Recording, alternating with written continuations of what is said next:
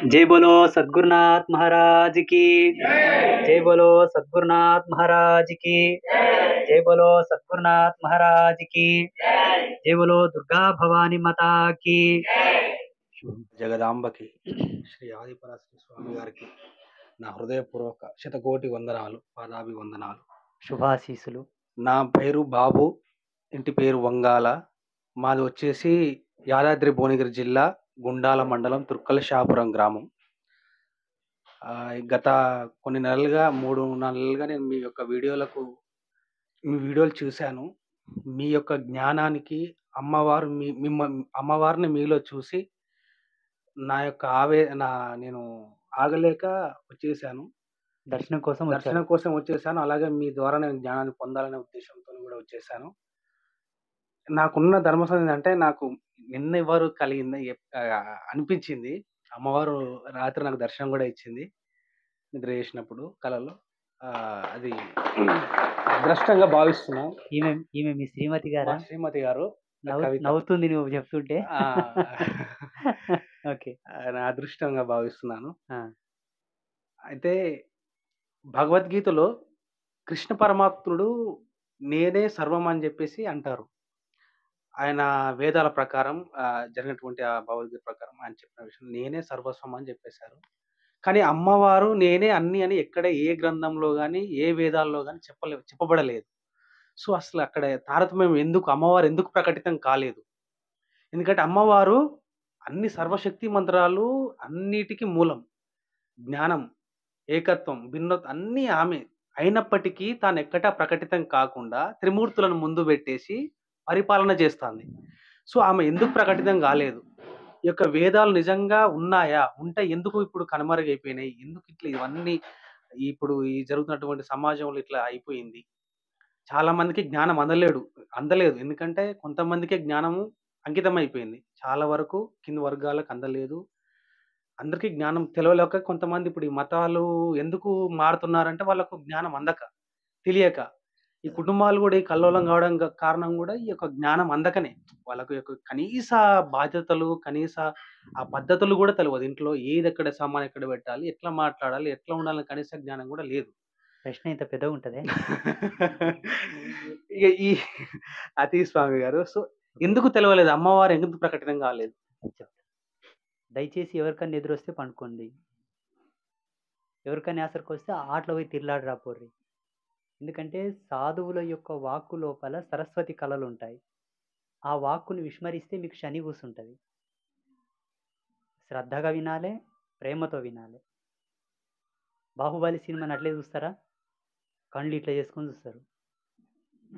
దాని నుంచి బాహుబలి సినిమా చేసిన డైరెక్టర్కి కానీ, నిర్మాతకి కానీ, హీరో హీరోయిన్లకి రెమ్యునరేషన్ పోతుంది. మీకు 0 కూడా రాదు, 0. కానీ ఈ వాక్కు, ఈ వాణితోటి మీకు ఎంత పుణ్యం దొరుకుతుంది? తెలిసి తెలియక చేసిన పాపాలు ఎన్ని పోతాయి అన్నది మీకు తెలియదు. ప్రతిదీ ఒక కోలమానంతో చూపించబడి ఉంటే మీకు అర్థమయ్యేది. అబ్బో, స్వామి మాటలు వింటే మాకు ఇంత లాభం ఉందా? 1 మీటర్తో చూపించేట్లాకుంటే, ఒక తక్కెట్లు పెట్టి చూపించేట్లాకుంటే. అర్థమైందా? నేను మాట్లాడుతుంటా కానీ ప్రతి ఒక్కరిని అబ్జర్వ్ చేస్తుంటా. ప్రతి సత్సంగంలో చూస్తా. వింటుంటారో లేదో తెలియదు, లేకపోతే పారవశ్యం చెందుతారో లేదో తెలియదు, కానీ పడుకుంటారు ఆరాం. ఓకే, మీ పేరేం పేరు? బాబు. బాబు, ఎక్కడి నుంచి వచ్చారు? గుండాల మండలం తుర్కలశాపురం గ్రామం, అది యాదాద్రి భువనగిరి జిల్లా. భువనగిరి జిల్లా. దేవి తత్వవిధి గురించి, అమ్మవారి యొక్క మూలం గురించి ఈ జగతి లోపల అందరికన్నా గొప్పగా, విద్వత్తు కన్నా విద్వాత్తుకే గొప్పగా తెలిసినటువంటి వాళ్ళు త్రిమూర్తులు. వాళ్ళ తర్వాత అమ్మని ఎవరు అంత గొప్పగా అర్థం చేసుకోలేకపోయారు. అందుకే వాళ్ళు జగత్కర్తలైనారు. ఇప్పుడు ముగ్గురు త్రిమూర్తులు ఎందుకు గొప్పోళ్ళు అయినారంటే, దేవి తత్వాన్ని తెలుసుకున్నది వాళ్ళు ముగ్గురే. అంటే కళ్ళు మూసుకొని ప్రతి క్షణం వాళ్ళ ధ్యానంలో ఉండేది అమ్మవారిని స్మరిస్తున్నాయన్నా? ఎవరు? ఇప్పుడు విష్ణుమూర్తి గాని యోగ నిద్రలో ఉంటారు. శివుడు ఎప్పుడు ధ్యానంలో? అదే నేనేమంటున్నానంటే, భగవద్గీతలో కృష్ణ పరమాత్మ చెప్పింది ఒక తత్వం, దైవీ తత్వం, భగవత్ తత్వాన్ని చెప్పాడు. ఇప్పుడు అమ్మవారిని నా మీదికి ఆహ్వాన చేసుకొని నేను చూపిస్తా. అమ్మవారిని నీకు చూపను. అమ్మవారిని నా లోపలికి తెచ్చుకొని ఆ గుణగణాలను నాలో నింపుకొని నా ద్వారా అమ్మని మీకు చూపిస్తున్నా కదా. ఆ భగవతి తత్వాన్ని అక్కడ చెప్పాడు కాబట్టి భగవతి గీత. అచ్చచ్చో! భగవతి గీత. గీత. భగవద్గీత అయిందది. భగవతి ఎప్పుడు చెప్పింది గీత? ఆది మధ్యాంతర సమయంలో సృష్టి కార్యం కొరకు త్రిమూర్తులకు చెప్పింది. ఆ జగదంబ చెప్పినటువంటి గీతను అర్జునుడికి ఇక్కడ ఉపదేశించాడు. అచ్చచ్చో! ఒక పుస్తకంలో ఉన్న పాఠాన్ని మాస్టారు ఎలా వివరిస్తాడో, అక్కడ ఆ పుస్తకాన్ని రచించింది టీచర్ కాదు మళ్ళా. రచనాకర్తలు వేరే. ఉంటారు గదా! అక్కడ ఉన్నటువంటి పాఠకులు ఎవరైతే ఉంటారో విద్యార్థులు, వాళ్ళకి అర్థం గానింకే ఆయన చదివి దాన్ని అర్థం జెప్పి వాళ్ళని మంచిగా జ్ఞానవంతంగా జేస్తాడు గదా! త్రిమూర్తులు జగదంబ కొరకు తపస్సు చేస్తే అమ్మవారు ప్రత్యక్షమైంది. అమ్మ ప్రత్యక్షమైనప్పుడు ఎట్టి జ్ఞానమును ఉపదేశించెనో, ఆ జ్ఞానాన్ని అర్జునుని కొరకు ఉపదేశం జేస్తాడు కృష్ణ పరమాత్మ. తద్వారా అర్థమైందా? లోకానికి అందరికి తెలిసింది. హ్మ్. జగదంబ నేనే సర్వం, నేనే స్వతంత్రం, నేనే సర్వస్వం అని చెప్పింది లేదు అన్న విషయం మీకు అర్థం గావాలంటే, దేవి భాగవతం చదవవలే. హ్మ్. దేవి భాగవతం చదివితే అమ్మవారు ఎక్కడ, ఏంటి, ఏ సందర్భంలో ఎలా చెప్పిందన్న విషయాలన్నీ మీకు తెలుస్తాయి. అమ్మ సర్వ స్వతంత్ర తంత్ర శక్తి. సర్వం కల్విదమేవాహం బ్రహ్మ నేనాస్తి కించన. ఈ వాక్కు ఒక్క జగదంబకు మాత్రమే ప్రమాణం. ఇది త్రిమూర్తులకు దేవి చేసినటువంటి గీత. ఉపదేశం. అది ఏ కృష్ణ పరమాత్మ అర్జునునికిచ్చెను. త్రిమూర్తులు గూడా ఋషులకు, ప్రజాపతులకు, మనువులకు అందరికి గూడా వాళ్ళే అదే గీతనిచ్చి ఇవ్వగలిగారు. జగతికి, సృష్టికి, సమస్త బ్రహ్మాండాదులకు మూల కర్త, భర్త, ధాత అమ్మనే. భర్త అంటే మొగుడనుకునేరు మళ్ళా. మొగోళ్ళకు ఆ బిరుదునిచ్చారు. ఆ టైటిల్ ఇవ్వగలిగారు. భర్త అనేది ఒక కర్తవ్యాన్ని అనుసరించి ఇచ్చేటటువంటి పేరు. పాలించే వ్యక్తిలాగా ఒక కర్తవ్యాన్ని అనుసరించి ఇచ్చే పేరది. పేరది. భర్త అంటే మళ్ళా భార్యకు భర్త, భర్తకు భార్య అనుకోకూడదు. తప్పు. సర్వస్వానికి మూలం అమ్మనే.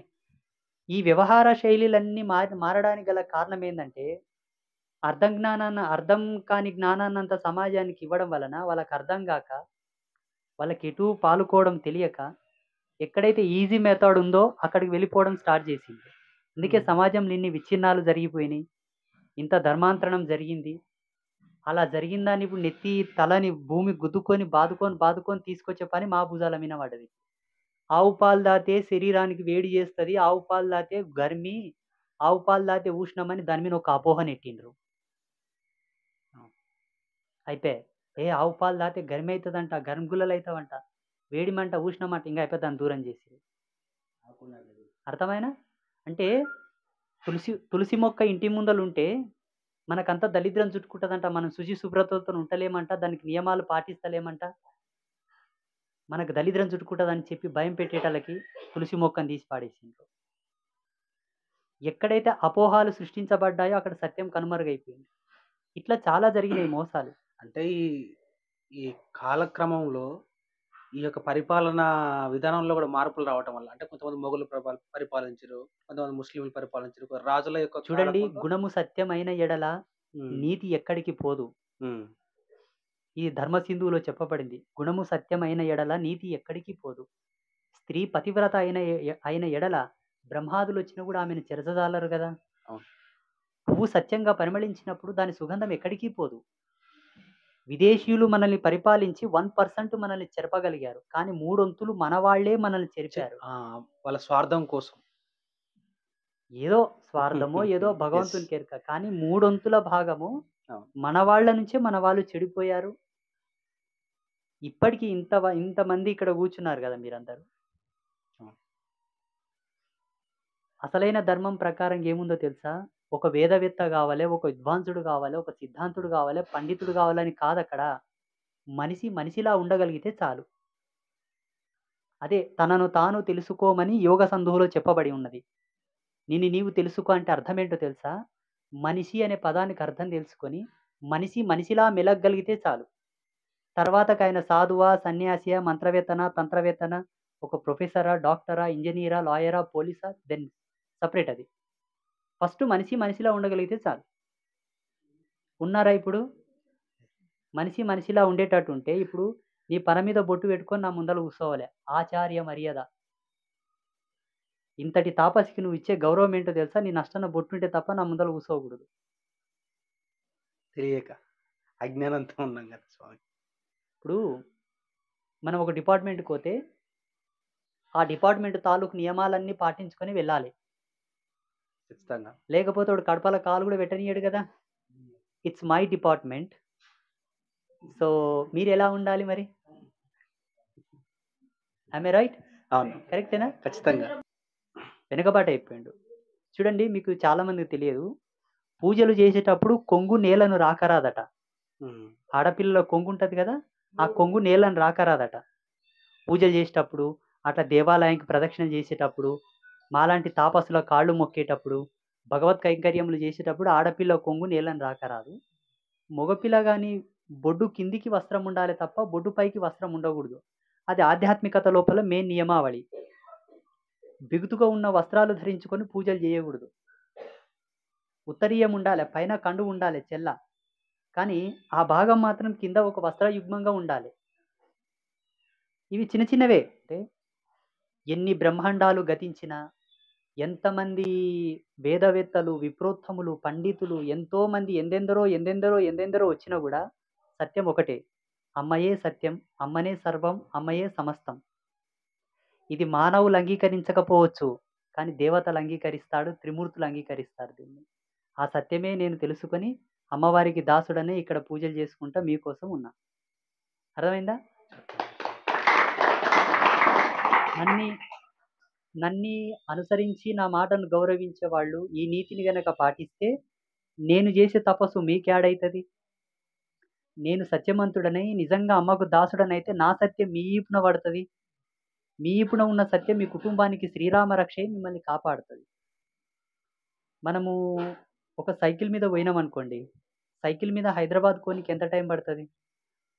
చాలా టైం పడుతుంది. 10 గంటలు పట్టొచ్చు. అంత ఏం పట్టదు. మేబీ ఒక 7 అవర్స్ పట్టొచ్చు. సైకిల్ మోటార్ మీద అది ఏమంటారు బైక్ మీద పోతే 2 అవర్స్. కార్‌లో పోతేనే 2 గంటలు పోము స్వామి. ఇక్కడి నుంచి మా కారు 120 స్పీడ్‌లో పోతది గానీ 2 గంటలన్నర పోతది. 400 వస్తాయి. 400. బైక్ మీద పోతే మాక్సిమం 3½ అవర్ 3 గంటలన్నర పడతది. కార్‌లో పోతే 2 గంటలన్నర అనుకుందాం రఫ్‌లీ. సైకిల్‌కి, బైక్‌కి, కార్‌కి వెళ్ళే వేగానికి తేడా ఉందా లేదా? వ్యవధి తగ్గుతుందా లేదా? ఒక మానవుడు పూజించే పూజా విధానం ఏ దేవునికైనా సరెండర్ అయిపోయిండు. ఏ దేవుని పూజిస్తున్నాడో దాన్ని బట్టి ఆయన జన్మ సార్థకత చేకూరుతున్నది. గీతాచార్యుడు చెప్పాడు గదా! త్రిగుణాలున్నాయి మనకు. సత్వ, రజస్, తమో గుణాలు అని. సాత్వికము, రాజసము, తామసము అని. తామస గుణం ఉన్న వాళ్ళు ఎవరిని పూజిస్తారు? రాజస గుణం ఉన్న వాళ్ళు ఎవరిని పూజిస్తారు? సాత్విక గుణం ఉన్న వాళ్ళు ఎవరిని పూజిస్తారని. మీరు హరిహర బ్రహ్మలను, అగ్ని, ఇంద్రాదులను ఎన్నాటికి పూజించినను మళ్ళీ జన్మ ఎత్తక తప్పదు. ఎందుకంటే సుప్రీం నింగ నువ్వు టచ్ చేయలా. మూల స్థానాన్ని ఇంకా ముట్టలేదు కదా! ఈ జన్మలో మూల స్థానాన్ని ముట్టినవంటే మరు జన్మ నీకెందుకు? పర్మనెంట్ రిజర్వేషన్ ఇచ్చి ముద్ర కొట్టి తోలిస్తారు ఇంక నడు అని. అంతే కదా! మరి ఇప్పుడు రామదాస్ గారు గాని, అన్నమయ్య గారు గాని ఇట్లాంటి వారు శ్రీహరిని పూజించిన వాళ్ళు భక్తులున్నారు గదా! మరి వాళ్ళకెలా జన్మరాహిత్యం జరిగింది? భక్తికి మూలం లేదు, భక్తికి రూపం లేదు, భక్తికి భావం లేదు. భక్తి భక్తే. ఆ భక్తిని ఒక భగవత్ రూపంతో నువ్వు తన్మయత్వం చెందగలిగి, ఆ తన్మయత్వంలో భగవంతుని సాక్షాత్కారంగా గ్రోలగలిగితే అది అమ్మ పాదాలకే పోతుంది. అదే ఆ త్రిమూర్తులు గూడా ఇవ్వగలరన్నట? ఆ! ఇప్పుడు నదులన్నీ పోయి సముద్రంలోనే కలుస్తాయి గదా! అవును. అవును. అవునా? ఆ! అలాగే నీవు విష్ణువుని కొలిచినవా, శివుని కొలిచినవా, బ్రహ్మని కొలిచినవా, అగ్నిని కొలిచినవా, ఇంద్రుని కొలిచినవా అన్నది కాదు. మూలం వెళ్ళేది అక్కడికే. నీవు ఓ లెటర్ తీసుకపోయి వాళ్ళ పాదాల కాడ పెట్టినా ఆ లెటర్ మళ్ళా ఆడికే పోవాలె. నీవు శ్రీహరికి పుష్పార్చన చేసినావు. తులసి దళాలతో అర్చన చేసినావు. ఆ అర్చన ఫలమంతయు ఆయన తీసుకొని మరలా పునః ఆ అర్చన యొక్క మహిమను అమ్మతోనికే పంపిస్తాడాయన. ఒకవేళ విష్ణు భక్తులు, శివ భక్తులు ఈ విషయాన్ని అంగీకరించకపోవచ్చు. ఓకే. నీ హీరో అంటే నీకిష్టం స్వామి. నీ హీరోని తక్క అంటే నువ్వు ఒప్పుకోవు. అది నీ అభిమానం. అది ఆ వ్యక్తిగత అభిమానం వాళ్ళది. కానీ అవతల వాళ్ళు అంగీకరించకపోయినా నేనెరిగిన సత్యం సత్యం. నీ సత్యం నీకు సత్యమైనప్పుడు నేనెరిగిన సత్యం నాకు సత్యమే. ఈ రోజు ప్రపంచంలో ఇన్ని పంచాయతీలు రానికే కారణం ఈ మొగదేవుళ్ళ పూజల కాన్నే. అమ్మనే సత్యమని కొలిసింటే ఈ జగడాలు గాకుండే. అమ్మ అని కొలిస్తే ఇంక ఆర్గ్యుమెంట్ లేదు గదా! అమ్మకి ఎవరన్నా అడ్డు చెప్పేటోళ్ళున్నారా? అప్పల కానే జగడాలొచ్చినాయి. అడ్డబొట్లు, నిలువు బొట్ల కొరకు కొట్టుకున్నారు. దశావతారం సినిమా ఎవరెవరు చూసి చేయలేపండి. దశావతారం సినిమాలో ఒక ఆయనని సముద్రంలో దొబ్బుతారు చూడు. ఎందుకు దొబ్బుతారు మరి? ఆ దేవుళ్ళ గొడవలనే. కమల్ హాసన్ దేవుళ్ళ గొడవలు కాదు, బొట్ల గొడవలు. వీళ్ళ అదే నేనేమంటున్నా అంటే, ఇక్కడ సిద్ధాంతం తప్పు కాదు, ఆచారాలు తప్పు కావు, దేవుళ్ళు తప్పు కాదు. మళ్ళా ఆ తత్వాన్ని అర్థం చేసుకోలేని పామరులు మానవుల తప్పు అన్నప్పుడు అది ఎందుకు అవసరం? అది ఎందుకు అవసరం? మీ వ్యక్తిగత అనుభవాలతో, మీ యొక్క తపస్సులతో, మీ యొక్క యోగ బలంతో మీరు ఒక ఆచారాన్ని నెలకొల్పగలిగారు. కానీ సమాజంలో ఎన్నో అల్లర్లు సృష్టించింది కదా.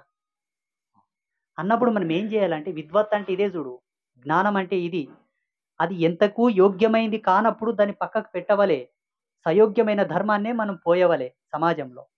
అంటే నేను నమ్ముతా దీన్ని. ఇవన్నీ కూడా 2 సంవత్సరాలు బాగా రీసెర్చ్ చేసిన స్వామి నేను. మీలాంటి చెప్పేవాళ్ళు ఉంటే ఇవన్నీ జరగకపోయేది. లేదు, వాస్తవంగా మా ఇంటి దేవుడు లక్ష్మీనరసింహస్వామి. నేను చిన్నగున్నప్పుడు ఆయన పూజలు చేసిన. అబద్ధం ఎందుకు చెప్పాలి? మా కులదేవత ఎల్లమ్మ తల్లి. నేను జోగు పలక పట్టుకొని తిరిగిన మా అవ్వేంట. నేను ఎల్లమ్మ తల్లిని, లక్ష్మీనరసింహస్వామిని పూజించాలి కదా.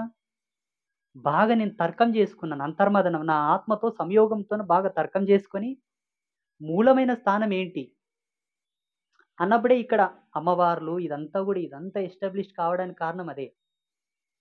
ఇప్పుడు మీరందరూ కూడా ఇక్కడ కూసున్నోళ్ళు మీ ఇంటి దేవుళ్ళు ఎవరైనా అయికోకు, మీ కులదేవతలు ఎవరైనా అయికోకు, కొలవడానికి 1,000,000 దేవుళ్ళున్నా ఆత్మ సాక్షాత్కారానికి ఒకరే ముఖ్యం. అవును. అందరికీ మొక్కొచ్చు, అందరికీ పూజలు చేయొచ్చు. కానీ ఆత్మ దర్శనంతో మన సంయోగన శక్తితోటి కొలవడానికి, ధ్యానించడానికి ఒకరు కావాలి అమ్మ. చూడండి, నేను గాన తప్పు చెప్పేట్లాకుంటే, గోమాత పుట్టగానే ఏమని పిలుస్తే ఒక్కసారి చెప్పుర్రి.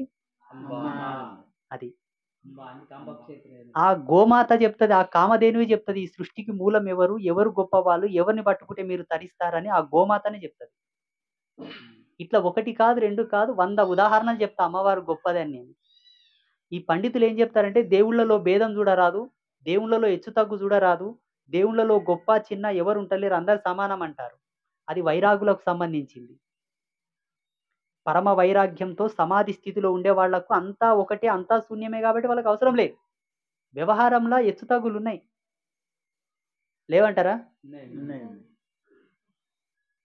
ఒకవేళ లేవు అనుకుంటే కూడా సరే, ఉన్నాయి అనడానికి వస్తే ఎన్నో పురాణాల లోపల దాని యొక్క నిర్వచనాలు ఉన్నాయి. ఇది పండితులకు తెలుసు కానీ మళ్ళీ వితండవాదం చేస్తుంటారు. వాళ్ళ విజ్ఞానం, వాళ్ళ విద్వత్తు, వాళ్ళ గొప్పతనం మనం అనకూడదు. ఇప్పుడు నీ ప్రశ్నకు సమాధానం దొరికేనా లేదా? ఏం దొరికే చెప్పు. అంటే అమ్మనే అన్నిటికీ మూలం, జగదమ్మ ఆమెనే సర్వం. మనకు జన్మరాహిత్యం జరగాలన్నా ఏ శక్తికైనా ఆమె నుంచే శక్తి ఉత్పాదన జరుగుతుంది. కాకపోతే త్రిమూర్తులు మీకు షార్ట్కట్లు ఇంకొక చిన్నగా అర్థం కావాలంటే, ఒక మహావృక్షం ఉన్నది, ఆ చెట్టుని ఎలాగైనా ఎండగొట్టాలి. ఆ చెట్టు వాడిపోవాలంటే దాని ఆకులు కొమ్మలు తెంపితే వాడిపోతుందా, బుడం కొడితే వాడిపోతుందా? వేర్లు తీసేయాలి. వేర్ల కాంచి పెకిలించే. ఈ జన్మ జరామరణ చక్రం లోపల నీ ఉన్నతిని సాధించి, ఈ ఆత్మకు ఎన్ని జన్మలు ఉండెనో, ఇంకెన్ని జన్మలు ఉండెనో, అన్నిటికీ పరిపూర్ణమైనటువంటి ధర్మం నీకు దక్కి ఈశ్వర చైతన్యంలో నువ్వు అంకితం కావాలంటే అమ్మ పాదాలే శరణ్యం. శ్రీ వెంకటేశ్వర పాదాలు చూడండి ఎట్లుంటాయో, 5 వేళ్లకు మెట్టెలు ఉంటాయి. వెంకటేశ్వర స్వామి పాదాలు చూడండి మీరు. వెంకటేశ్వర స్వామి కాళ్ళకు 5 వేళ్లకు మెట్టెలు ఉంటాయి, ఉంగరాలు. మీకు అర్థం కావాలని మెట్టెలు అంటుండా, ఇవి మెట్టెలు కావు యాక్చువల్లీ, అవి శ్రీచరణములు. అర్థమవుతుందా? అక్కడున్నాయి అమ్మ పాదాలే. అమ్మ పాదాల కానీ శ్రీహరి నిలబడ్డాడు. అక్కడ ఉన్నది ఎవరు తెలుసా? అమ్మవారు ఎవరు తెలుసా? అక్కడ వరాహస్వామి ఒక అమ్మవారిని ఉపాసించాడు. ఆ అమ్మవారి పేరు మీదని ఇప్పుడు ఆ స్వామివారికి ఆ పేరు వచ్చింది. చాలా మందికి తెలియదు. అది మరి వైకుంఠం నుంచి స్వామి గారు స్వయంగా వచ్చి అక్కడ స్వామివారు వచ్చిన తర్వాత అది వెంకటాచలం అయినది. అంతకన్నా ముందేముండే? ఏదో ఒకటి ఉంటది కదా. అది అమ్మ స్థానము. అమ్మ స్థానంలోనే తాను నిలబడి ఉన్నాడు. వెంకటేశ్వర స్వామి అంతకంటే పూర్వమే అక్కడ అమ్మవారు ఉండాలి. ఉంది. వెంకటేశ్వర స్వామి స్థూల విగ్రహం కూడాను అమ్మవారిది అనేటువంటి నానుడి కూడా ఉంది. అమ్మవారిదంటారు, బుద్ధుని విగ్రహం అంటారు కొంతమంది. కొంతమంది ఏమో ఇంకొక దేవుడు అంటారు. ఎవరి అనుభవాలు, ఎవరి యొక్క గొప్పతనం వాళ్ళది. 8 ఆ! అది నాకు తెలియదు. దానికి అదొకటి అడుగుదామని. అష్టమ వేదాలు ఉన్నాయన్న విషయం చాలా మందికి తెలుసు. ఆ! నీకు తెలియదేమో, ఆ! చాలా మందికి తెలుసు. అందుకే నేనేమంటంటే, మీకు తెలియంది ఏదైతే ఉందో అది అవాస్తవం అనుకోవడం ధర్మం కాదు. హ్మ్. ఇప్పుడు నువ్వు ఎక్కడ కూర్చున్నావు? నేలపైన. నేల. ఈ నేల ఎక్కడ కూర్చున్నది? తెలీదు. నేల దేని మీద కూర్చున్నది? నీవేమో నేల మీద కూర్చున్నావు. ఈ నేల దేని మీద కూర్చున్నది? ఆ నేల భూతల్లి అంటేనే అమ్మవారు, భూతల్లి అన్నట్టు. ఆ భూతల్లి ఏడ కూర్చున్నది? విశ్వంలో ఏమైనా కూర్చుని నీకు ఆధారం ఉంటదా? ఆ, అది అమ్మవారు. అమ్మవారు. ఆ, ఇప్పుడు మనం భూమి మీద ఉన్నాం, ఆ. భూతల్లి మీద ఉన్నాం. ఆ తల్లిని మనం ఆదరిస్తుంది. ఈ భూతల్లి సూర్యమండలం చుట్టూ ప్రదక్షిణ చేస్తుంది. అట్లా కాదు నేను అన్నది. ఆ సమాధానాలు అందరికి తెలుసు కానీ ఆ భ్రమణ స్థితి తెలుసు. నీవు భూమి మీద కూర్చున్నావు కదా, భూమి ఎవరి మీద కూర్చున్నది? అమ్మవారి మీద కూర్చో. అమ్మవారు ఎవరి మీద కూర్చున్నారు? నువ్వు రాకెట్లకు పోయి మీనికి పోయి చూడు, భూమి అమ్మవారి మీద కూర్చున్నదే. అంటే నేను అంటున్నా స్వామి అట్లా. గాలిలో తేలాడుతుంది అది. దానికి ఆధారం లేదు. నీకు కుసునీకి ఆధారం, దానికి ఆధారం అక్కర్లా. ఒక నియంతృత్వ శక్తిలో నిలబడి ఉన్నది కదా. నీ జ్ఞానానికి అది అంతు చిక్కకపోవచ్చు, కానీ అవతల జ్ఞానానికి నియంత్రణ శక్తి ఉంటుంది, నియంతృత్వ జ్ఞానం ఉంటుంది. ఆ జ్ఞానాన్ని సత్యమని నువ్వు తెలుసుకోవడానికి అంత అనుభవం నీకు అవసరం. తర్కం చేయాలనుకున్నప్పుడు సమసమానమైనటువంటి జ్ఞానం విద్వత్తు ఉంటే తప్ప తర్కం చేయకూడదు, ఎవరితోనైనా సరే. ఇప్పుడు సోకాడు సమాజంలో చాలా మంది తర్కం చేస్తుంటారు, దాన్ని తర్కం అనరు, పేయి బల్బ్ అంటారు. పదాభివందనాలు. ఉమ్. మాది ఒట్టిమర్తి గ్రామం, చిట్యాల మండలం, నల్గొండ జిల్లా. నేను రెండోసారి రావడం ఇక్కడ. అయితే ఇక్కడికి రావడం వల్ల నా జన్మ ఎంతో ధన్యమైనట్టుగా భావిస్తుంది. Very good. ఇంత గొప్ప శక్తిపీఠ ఆ అమ్మవారు నాకు ఎంతో మంచిగా అనిపించింది ఇక్కడ రావడం వల్ల. అయితే గురువుగారు ఒక ఇంట్లో కుటుంబంలో తండ్రి కానీ తల్లి కానీ చనిపోయింది. చనిపోతే కర్మకాండాలు చేసినటువంటి వ్యక్తి గుడికి వెళ్ళొద్దు అంటున్నారు, దీపారాధన చేయొద్దు అంటున్నారు, ఇతరుల ఇంటికి కూడా వెళ్ళొద్దు అంటున్నారు. అది నిజమా అబద్ధమా అనేది మాకు కావాలి. ఇది ఒక పెద్ద అపోహ అండి.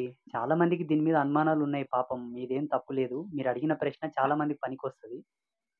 అవతల చనిపోయిన వ్యక్తి అంత దుర్గడియలలో చనిపోతే, అంత దోషభూయిష్టమైన సమయంలో చనిపోతే, అంత వికృతంగా మరణిస్తే దానికి సంబంధించిన ఆ తాలూకు సంబంధించిన దోషం ఉంటుంది.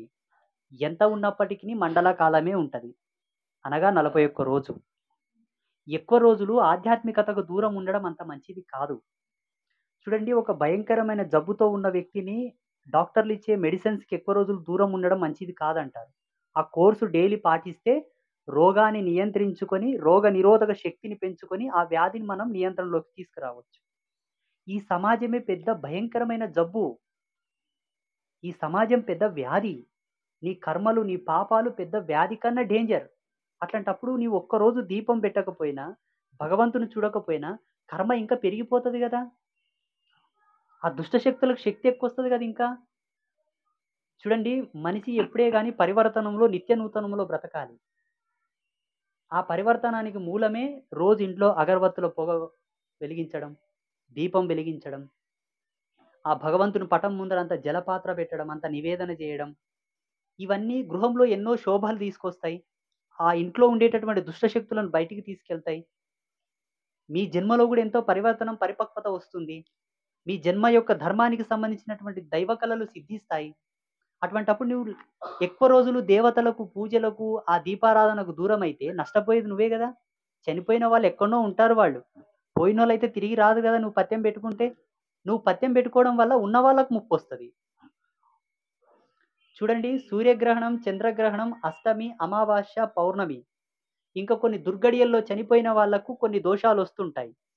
ఎన్ని దోషాలు వచ్చినప్పటికీ నదీ స్నానం చేసి, శ్రాద్ధకర్మలు ఆచరించి, తదితర హోమశాంతులు చేసి, గోమాతను దర్శించుకొని గోమాత చుట్టూ ప్రదక్షిణలు చేసి చనిపోయిన వాళ్ళ పేరు ఆడపిల్లలైతే ఎడమ చెవిలో, మగపిల్లలైతే కుడి చెవిలో చెప్పి వాళ్ళ పేర్లు గోత్రం చెప్పి గోమాత తోకతోటి అటు ఇటు తడుపుకొని గోమాత తోకను స్పృశించగలిగితే సర్వదోషములు, సర్వ పాపములు, సర్వకర్మలన్నీ కూడా పాయే. ఇంకా ఎందుకు నెలల తరబడి నీవు దేవుళ్ళకు దూరం ఉంటావు? ఒక పూట తిండికి దూరం ఉండొచ్చేమో, ఒక పూట నీళ్లు తాగకుండా ఉండొచ్చేమో, కానీ ఏ క్షణము కూడా భగవంతునికి దూరం ఉండొద్దు. తస్మాత్ జాగ్రత్త. ఎందుకంటే నీ ప్రాణానికి, ఎవరి ప్రాణానికి ఏ క్షణము ఏ నిమిషము ఏమి జరుగునో బాగా గుర్తుంచుకోండి. చిట్ట చివర నీ ఊపిరి వదిలే దశలో ఏ ధర్మంలో వదులుతావో అదే దశను బట్టి నీకు మళ్ళీ ఉత్తర జన్మ ఉంటది. లాస్ట్ అండ్ ఫైనల్లో నారాయణాన్ని స్మరించుకొని మరణించిన వానికి ముక్తి ఉంటదంటారు మోటుగా. శివనామ స్మరణ చేసి ఊపిరి వదిలిన వానికి ముక్తి ఉంటదంటారు. ఆ క్షణంలో నువ్వు భగవత్ సంకల్పంతో ఉండి, ఒక అలంకార ప్రాయుక్తంగా ఉండి, పూజలో ఉండి మంచి ఉంటే అది నీకు పుణ్యమే కదా. ఎక్కువ రోజులు కనుక ఇంట్లో దీపం పెట్టకుండా ఉంటే మీ ఇంటికి కళాకర్షణ తగ్గుతుంది. కళాకర్షణ లేని ఇంట్లో లక్ష్మి ఉండదు. కళాకర్షణ లేని ఇంట్లో రోగాలు ఎక్కువైతే తప్ప తక్కువ కావు. కళాకర్షణ లేని ఇంట్లో అన్నము కూరలు రుచించవు. ఎంత తిన్నా ఒంటికి పట్టవు. ఎదుగుదల ఉండదు. ఆరోగ్యం క్షీణించిపోతుంది. భార్యాభర్తలకు సఖ్యత తగ్గుతుంది. పిల్లలకు జ్ఞానం ఉండదు. ఎంత చదివినా బుర్రకెక్కవు. రాని కంపంతా ఇంటికి వస్తుంది చూడింగా. కొని తెచ్చుకున్న వాళ్ళ ఇద్దరు మీరు. ఇంకొక మాట చెప్పాలంటే ఎవరో కావాలని నెగిటివిటీని మేల్కొల్పారు సమాజంలో. ఇప్పటికే హిందూ సమాజాన్ని సర్వనాశనం చేసింది చాలక ఇలా ఏదో ఒక అపోహ పెట్టి వాళ్ళ పూజలకు దూరం చేద్దామని ఒక కుట్ర. ఇక్కడి వరకు మీరు అంబాత్రయ క్షేత్రానికి వచ్చారు కాబట్టి జగదంబ సాక్షిగా నా ధర్మాన్ని మీకు అందరికి నేను ప్రమాణంగా ఇస్తున్నాను. మీ ఇంట్లో ఎవరైనా చనిపోతే 16 రోజులు మైలుతో ఉండండి. వెళ్ళి నది స్నానం చేసి వచ్చి గోమాతకు పూజ చేసుకొని యథాతథంగా ఉండండి. లేదు ఆయన అమాస రోజు చనిపోయిండు, అష్టమి రోజు చనిపోయిండు, సూర్యగ్రహణం చంద్రగ్రహణం రోజు చనిపోయిండు, ఇంకేదన్నా దోష సమయంలో చనిపోయిండు, యాక్సిడెంట్లో చచ్చిపోయిండు, హ్యాంగింగ్ వేసుకొని చనిపోయాడు, ఉరి వేసుకొని చచ్చిపోయిండు, పురుగుల మందు తాగి చచ్చిపోయిండు, కిరాసనాయలు పోసుకొని చచ్చిపోయిండు, కరెంట్ షాట్ కొట్టి చచ్చిపోయిండు, ఎవరో కొట్టి చంపిండ్రు, పాము కాటుకు మరణించిండు, ఇంకేదో దుర్మరణం చెందిండంటే సిద్ధాంతుల దగ్గరికి వెళ్ళి ఆ మరణం గురించి విశ్లేషణ తెలుసుకోవాలి. వాళ్ళు చెప్తారు ఆ యాతనను బట్టి ఇన్ని రోజులు శుద్ధిగా ఉండని. కానీ ఎక్కువ రోజులు లేదు. మళ్ళీ 41 రోజు కంటే ఎక్కువ లేదు. మహా అంటే 61 రోజు. 61 రోజు కంటే ఎక్కువ మృతమైల ఉండదు. అర్థమవుతుందా? కాన్పు అయితే కూడా చాలా మంది పూజ చేయరు. డెలివరీ అయిన మైల 21 రోజు ఉంటుంది, 21 డేస్. రజస్వాలైన మైల 11 రోజులే. పొట్టకు తెచ్చుకునేటటువంటి 10 రూపాయల కొరకు ఒక రోజు యాసరికి వచ్చి బంద్ అయితే మరుసటి రోజు కూలిపోవాలి, పనికోవాలి, డ్యూటీ కోవాలి, జాబ్ కోవాలని నాడి కొట్టుకుంటుంది ఈ పొట్టకు తినేదానికి. మన ఇంటికి 10 రూపాయలు వస్తావని ఈ జన్మకు మూలమైనటువంటి ఆత్మకు, నీ వంశావళికి, నీ సంతానానికి, నీ వంశవృక్షానికి పుణ్యం ఎక్కడి వస్తుంది? పుణ్యం లేని సంసారం ఎన్నటి కూడా యశస్సును చూడదు. బాగా గుర్తుపెట్టుకోండి. ఒక ఇంట్లో ఇప్పుడు పాపం మీరు అందరికి ఏదో ఒక కారణంతోనే వచ్చిండ్రు, ఏదో ఒక సమస్యతోనే వచ్చిండ్రు. ఈ సమస్యలకు మూలం ఏంటో తెలుసా?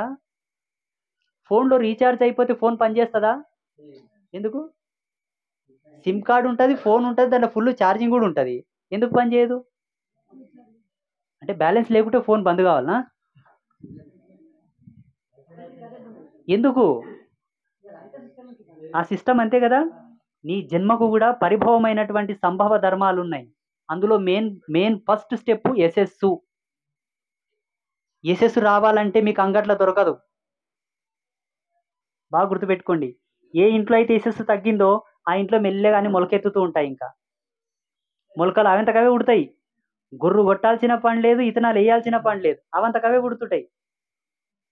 అందుకే ఎప్పటికప్పుడు ఇండ్లు ఊడ్చుకుంటామా లేదా? మనము ఎప్పటికప్పుడు పాత్రలు తోముకుంటామా లేదా? ఎప్పటికప్పుడు బ్రష్ చేసుకుంటామా లేదా? ఎప్పటికప్పుడు స్నానాలు చేస్తామా లేదా? చేస్తారా లేదా? అందుకే ఎప్పటికప్పుడు జన్మని కూడా పరివర్తన వైపు తీసుకెళ్ళడానికే మన పూజలు మొదలు పెట్టారు మన ఋషులు. అంటే వేరే వాళ్ళు చేయరు కదా స్వామి, ప్రపంచంలో చాలా మంది పూజలు చేయరు కదా, దేవుళ్ళకు దీపం పెట్టరు కదా, మనలాగా వ్రతాలు నోములు చేయరు కదా అని మీరు అనుకోవచ్చు. అట్లా అనుకుంటే 84 లక్షల జీవరాశుల్లో మానవ జాతి ఒకటే పూజలు చేస్తుంది, మిగతా జాతులు చేయవు. మళ్ళీ అవి పుట్టట్లేదా, చావట్లేదా? వాటి సంతానం పెరగట్లేదా? వాళ్ళు చేయట్లేదంటే వాటిలో వాళ్ళ ఒక భాగం. పశువుల్లో పశువులు, పక్షుల్లో పక్షులు, జంతువుల్లో జంతువులు. మానవుడిగా పరిణతి చెంది పరిభవంకొచ్చి మానవుడిగా యొక్క ప్రజ్ఞానంలోకి వస్తున్నాడంటే ఆయన కొన్నింటిని ఆచరించాలి, అవే పూజలు.